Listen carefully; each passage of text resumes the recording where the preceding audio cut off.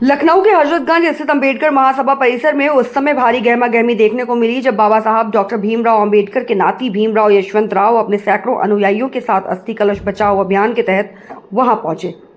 इस दौरान बाबा साहब के अनुयायियों में भारी आक्रोश देखने को मिला। मीडिया से मुखातिब होते हुए भीमराव यशवंतराव ने सीधे तौर पर उत्तर प्रदेश की योगी सरकार को चेतावनी दी कि यदि बाबा साहब के अस्थि कलश को यहां से हटाने की कोशिश की गई तो पूरे देश में बड़ा आंदोलन और हंगामा होगा। उन्होंने सरकार के इस कदम को मनुवादी सोच का परिणाम बताते हुए कहा कि इसे बाबा साहब के अनुयायी किसी भी कीमत पर स्वीकार नहीं करेंगे।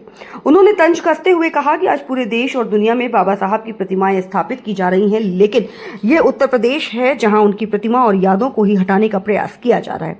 इस स्थान के ऐतिहासिक महत्व को बताते हुए उन्होंने स्पष्ट किया कि साल 1991 में डॉक्टर सविता अम्बेडकर इस अस्थि कलश को मुंबई से लेकर यहाँ स्थापित करने आए थे और हर साल 14 अप्रैल को देश के कोने कोने से लाखों अनुयायी इसके दर्शन के लिए आते हैं।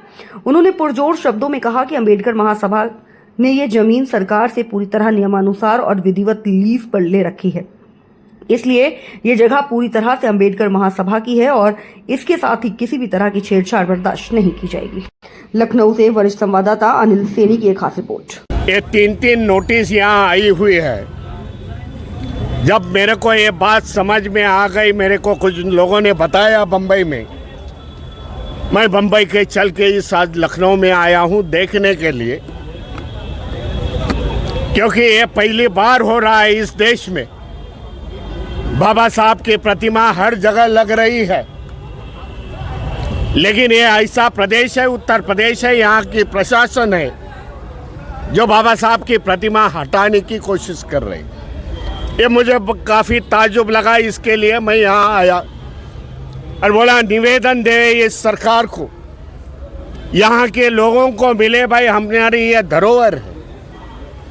यहाँ बाबा साहब की अस्थि 1991 में डॉक्टर सविता अम्बेडकर जी ने यहाँ रखी हुई थी, बम्बई से लाके बड़ा प्रोग्राम हो गया। वहाँ उस समय के राष्ट्रपति यहाँ आए थे। हमारे पास आज सभी डॉक्यूमेंट अवेलेबल है। हमारे लिए ये पवित्र स्थल है। हर 14 अप्रैल 6 दिसंबर महापरिनिर्वाण दिन, जयंती के दिन 14 अप्रैल में लाखों की जनसंख्या से लोग यहाँ आते हैं। यह हमारे लाखों लोगों का, करोड़ों लोगों का आस्थे का विषय है और यह आस्थे का विषय यह सरकार ये नोटिस देके हमारा अपमान कर रही है, मैं समझता हूँ। इसका निषेध करने के लिए, इनको आवेदन देके इसकी हिस्ट्री बताने के लिए आज हमारा प्रथम आयोजन मैंने किया है। हम लोग ने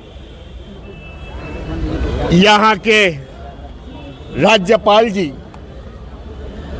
आनंदी देवी जी, उनको मिलने की आज कोशिश की।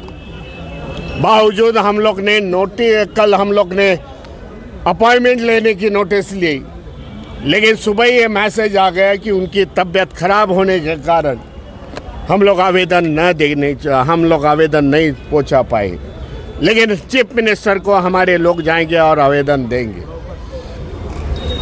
हम ये बात बताना चाहते हैं कि ये जगह हम लोग ने सरकार के लीज से ली हुई है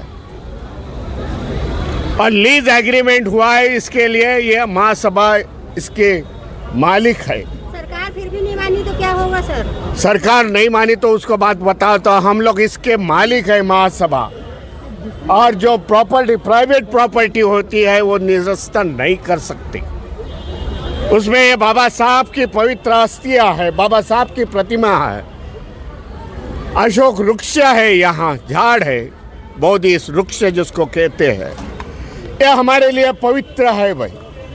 और पवित्र ठिकाना हम लोग ऐसा निरस्तर नहीं करने देंगे। या सरकार को आपके माध्यम से बताना चाहता हूँ। इसी कारण आज हमें जो पीछे का हॉल था, कल तक मेरे को बोले थे भीमराव जी वहाँ मीटिंग हो सकती है, 501 लोग बैठ सकते हैं, प्रेस हो सकती है, लेकिन दुर्भाग्यपूर्ण है कि वहाँ लॉक लगा के बैठे हैं। हम लॉ एंड ऑर्डर का इशू यहाँ नहीं कर सकते। लेकिन हम लोग शांति के मार्ग से, जहाँ उत्तर प्रदेश में हर एक जिलों में, आज बताना चाहता हूँ, हर एक जिलों में सरकार का निषेध का कार्यक्रम होना जरूरी है। जो 75 जिले हैं, 75 जिले में सरकार का निषेध होगा। इस प्रकार की नोटिस दी कैसी, ये हम लोग सरकार को पूछेंगे। हम लड़ने वाले लोग हैं, हम पीछे हटने वाले नहीं हैं। आज तक सरकार को मालूम नहीं, जरा संख्या कम हुई है, लेकिन जिस प्रकार में यहाँ पहले सत्ते में थे बाबा साहब के नाम लेने वाले, आज मुझे किधर दिखाई नहीं लेते।